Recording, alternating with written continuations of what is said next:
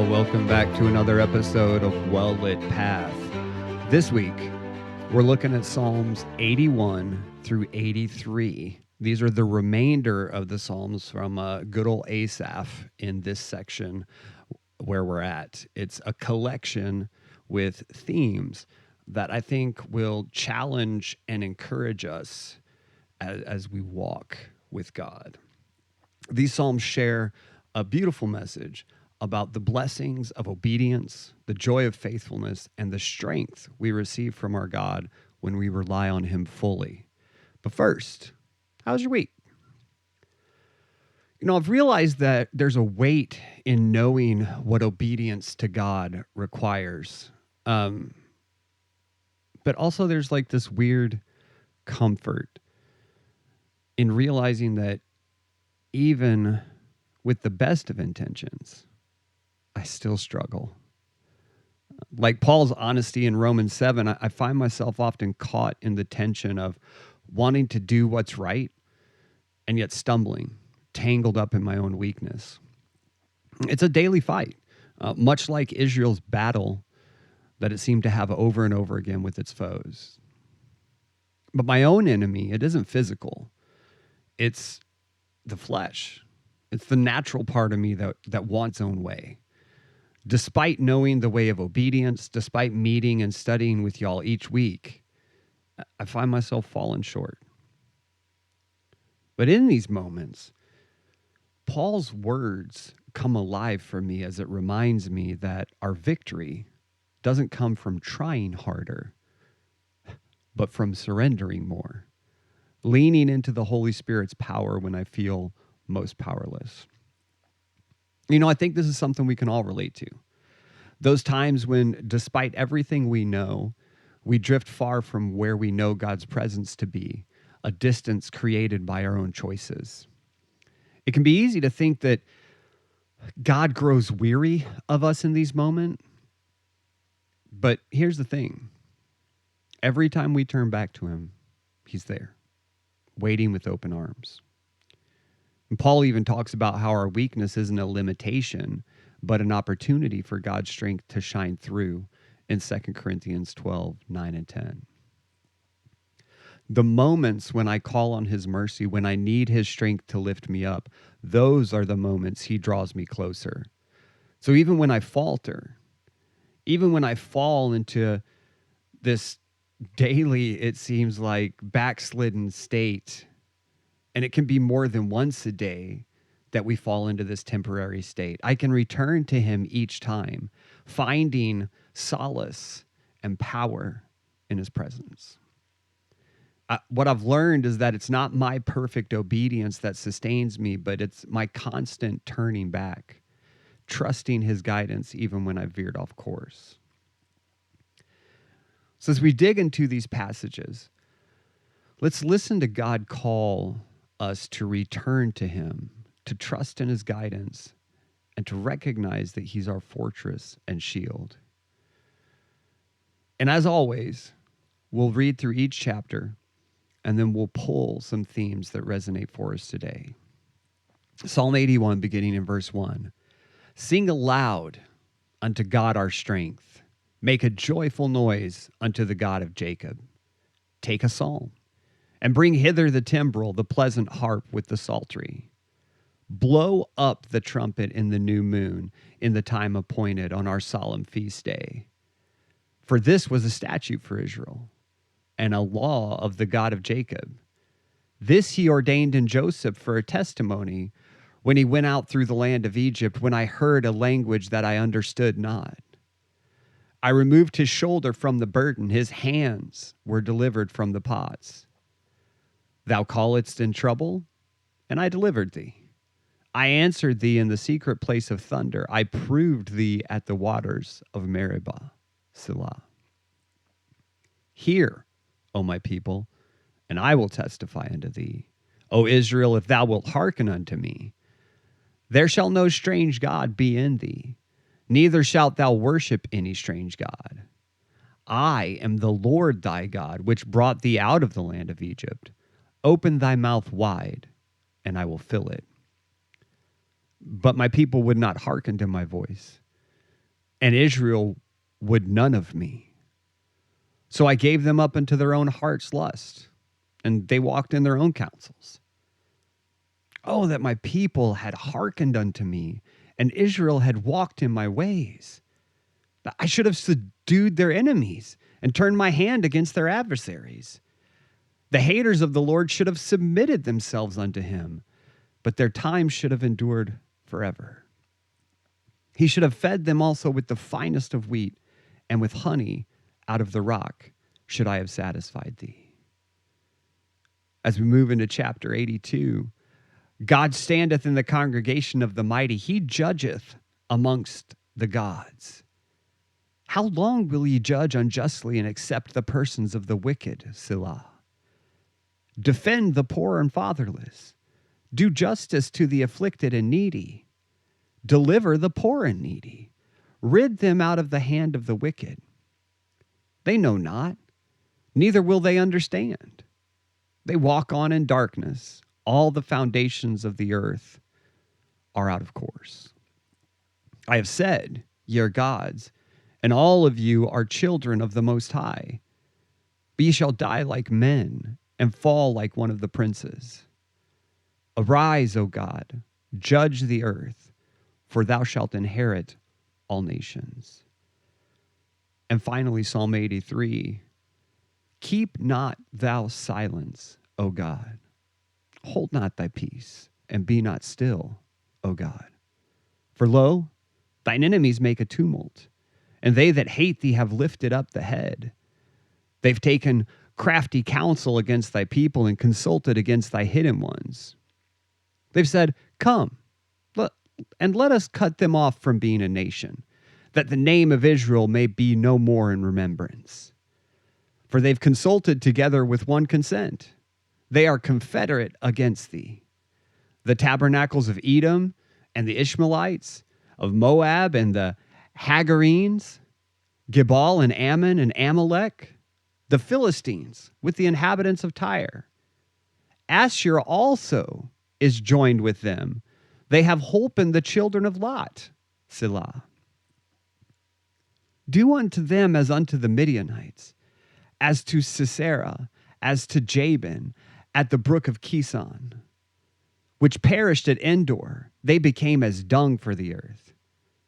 Make their nobles like Oreb and like Zeb, yea, all their princes as Zebah and Zalmunna, who said, let us take to ourselves the house of God in possession. O my God, make them like a wheel, as the stubble before the wind. As the fire burneth the wood, and as the flame setteth the mountains on fire, so persecute them with thy tempest, and make them afraid with thy storm. Fill their faces with shame, that they may seek thy name, O Lord. Let them be confounded and troubled forever. Yea, let them be put to shame and perish, that men may know that thou, whose name alone is Jehovah, art the Most High over all the earth. You know, our reading begins with this invitation to celebrate, to come before God with joy and thanksgiving. It's a scene that we're all familiar with, lifting our voices, gathering in praise, and setting our hearts towards God. And the psalmist calls for singing, for the sound of the tambourine, the harp, the trumpet. And there's this reverent energy here, a recognition of who God is. He's our provider, our protector, the one who brought Israel out of Egypt and gave them freedom. Worship in this moment, it's not a routine. It's a recognition of God's goodness and his faithful provision. It's an outward expression of inward gratitude, acknowledging that every blessing we have flows from his hand. But this celebration isn't just about joy. It's a reminder that worship leads us into a deeper dependence on God, aligning our hearts with his. But here in the midst of the celebration, there's a serious warning. God speaks directly to his people, urging them to listen to his voice. It's not just a call to hear, it's a call to obedience. God reminds Israel of their history, of how he rescued them, provided for them, and made them his own. But he also highlights their tendency to turn away, to forget his faithfulness, and to seek their own way. And how heartbreaking it must have been for God to see his beloved people ignore his guidance, to choose their own desires over his will. This warning cuts pretty deep because it reveals what I think is a painful truth: our tendency as humans to stray. Even when God's proven himself time and time again, there's still this pull within us towards self-reliance, toward doing things on our own terms. And in this psalm, we're reminded of the danger of drifting. You know, we might start with good intentions, with our hearts full of praise, but somewhere along the way, other voices start to creep in. And maybe it's a whisper of pride, urging us to believe that, we can handle things on our own. Or maybe it's fear, sowing seeds of doubt that make us question whether God truly is enough. Sometimes it can simply be complacency, this quiet drifting away, a gradual shift where God becomes less central in our daily lives. And before we know it, here we are relying on our own wisdom, leaning on our own understanding. And Proverbs 3, 5, and 6 reminds us to trust in the Lord with all our heart and to lean not on our own understanding. It's a call to let go of the things that draw us away from God and instead embrace his guidance, even when it doesn't align with our immediate desires or logic. You know, Jesus speaks directly to this in John 15, where he describes himself as the vine and us as the branches. Apart from him, he says, we can do nothing. It's a humbling reminder that our strength, our sustenance, our very ability to bear fruit comes solely from abiding in him. This abiding isn't passive. It's an active choice to remain connected, to allow his life to flow through us. When we choose our own way, we sever ourselves from that life-giving connection. And when we do that, we lose the very source of our strength. God's warning to Israel and to us isn't about control. It's about life. He knows that when we turn from him, we find ourselves empty, trying to fill the void with things that can never truly satisfy. Even in his warning, though, God's heart is filled with compassion. He doesn't call us to obedience to restrict us. He calls us because he knows that in following him, we find true freedom. You know, the world offers this counterfeit freedom, this one that's rooted in self-indulgence and independence. But God's freedom is different. It's a freedom that comes from surrender, from laying down our will and trusting in his goodness. When we submit to God, we're not losing anything of value, but we're gaining everything. He wants to fill our lives with blessings, to sustain us in times of trouble, to be the source of our joy and peace. His call to obedience is an invitation to a life that's rich, full, and deeply rooted in his love. And this should move us to examine our hearts. Where have we allowed other voices to drown out God's truth? Where have we trusted in our own abilities instead of leaning on his strength? God's invitation remains open. He's calling us to return, to listen to him once more, to place our trust fully in him. If we could choose to embrace that invitation, we will find ourselves stepping into this life of peace, fulfillment, and joy that the world can never take away. You know, as we move into Psalm 82, we're placed in a powerful scene once again, one that's both challenging and convicting.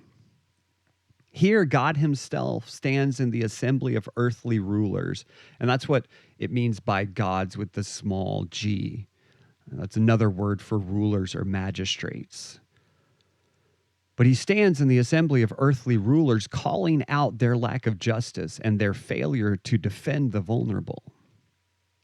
As he addresses those with authority, he's holding them accountable for neglecting their duty to protect the weak, the fatherless, and the oppressed. God's voice is strong and clear as he condemns these leaders for turning a blind eye to the cries of the needy. Now, as we look at our world where power is often misused and abused, this psalm resonates deeply, reminding us that God cares passionately about justice, that he sees the suffering of those without protection, and that he will not ignore it. It's a reminder that authority in any form carries with it grave responsibility. But I think for us, this message of this psalm extends beyond just those in position of political or judicial power. I really feel like it calls us to examine our hearts and actions. And while we may not hold formal authority, I think we could all admit that we each have influence in our own spheres, our family, our workplaces, churches, communities.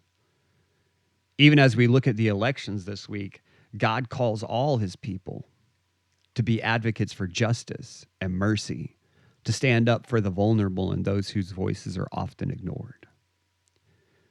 It's a reminder that our faith isn't only about our personal relationship with God, but it's also about how we represent him to others.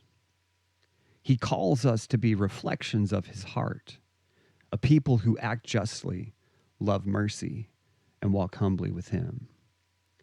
This responsibility isn't limited to our leaders. It's a calling for each one of us that names the name of Christ. In James 1:27, we can find a similar call. A pure religion and undefiled before God, it says, is caring for the widows and orphans, those who have no one else to advocate for them. It's not a suggestion. It's a core part of what it means to live out our faith. God's concern for justice and mercy is woven throughout Scripture, and here in this psalm, he highlights the importance of these qualities in the lives of his people. You know, it's easy to pass off responsibility to others, to think that standing for justice, that's someone else's job, especially as we look around in a world that seems to be filled with so much need. But God's challenge here is for us, not for someone else. It's a call to step into the brokenness around us and to bring his light to those dark places. And yeah, living out this call is going to require courage. Being a voice for the voiceless, standing up for what's right, and challenging injustice, it's going to cost us something. It may cost us comfort, reputation, it may even cost us some relationships. But in those moments, God is reminding us that following him, it's rarely about taking the easy path. Jesus said we're to be salt and light in a world that desperately needs the flavor and illumination of God's truth. It's not something that we can do passively. It's to be done active, and often it can be uncomfortable. We're called to bring God's justice and mercy into the places that resist it, to stand with those who suffer, and just to do what's right, even when it comes at a personal cost. But this psalm also doesn't shy away from the reality of judgment for those who ignore this call. God holds each of us accountable, knowing that to whom much is given, much is required. For those who refuse to reflect his heart, who harden themselves against compassion and justice, there will be a reckoning. And this is a sober truth. And it leads me even to do some self-examination. Are we living in a way that reflects God's character? Are we using our influence, however small, to advocate for what's right? Yeah, none of us are going to do it perfectly. But God's desire isn't that we do it perfectly. It's that we're faithful to do it. It's not about a flawless record. It's about a heart committed to honoring him, one that actively seeks to bring his justice and mercy into every corner of life. We're urged to remember that we're representatives of God's kingdom, even if we don't hold earthly titles or formal authority. In every setting, whether in our homes or our workplaces or our communities, our actions and words have the power to reflect the compassion, mercy, and justice of God. And yes, it's an honor. It's also a weighty responsibility. The psalm challenges us to rise to this calling, to recognize the needs around us, and to step forward as advocates for those who can't speak for themselves. Just as God's heart aches for justice, ours should do the same. And as we turn and go to Psalm 83, we see this theme of justice and God's protection continue to unfold in powerful ways, drawing us further into the heart of God's righteous mission on earth.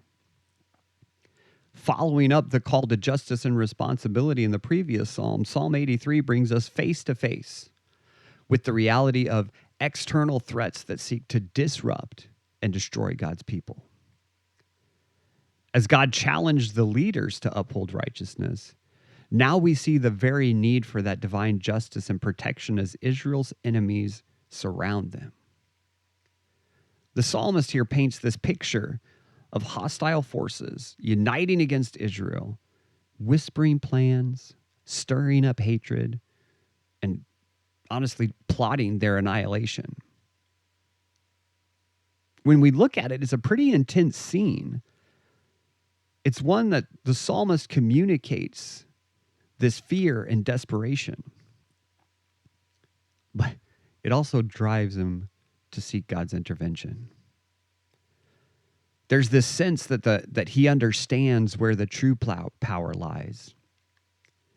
In the face of overwhelming odds, they turn to the one who has always been their defender, their rock, their mighty fortress. And this plea for divine protection mirrors the spiritual reality we face today as followers of Christ. Yeah, we may not be surrounded by physical armies, but man, do we face some formidable foes. Temptations, trials, spiritual forces that seek to undermine our faith and draw us away from God.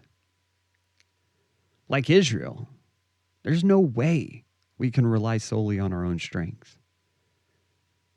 The cry for deliverance here reminds us of our need to turn to God, to recognize that he alone can shield us from the relentless attacks of our spiritual adversaries. In a world that often feels hostile to faith, where values clash and pressures mount, we're reminded that our ultimate refuge is the Lord, Jehovah. It calls us to lean on his strength, acknowledging that in him we can find the resilience and the courage we need.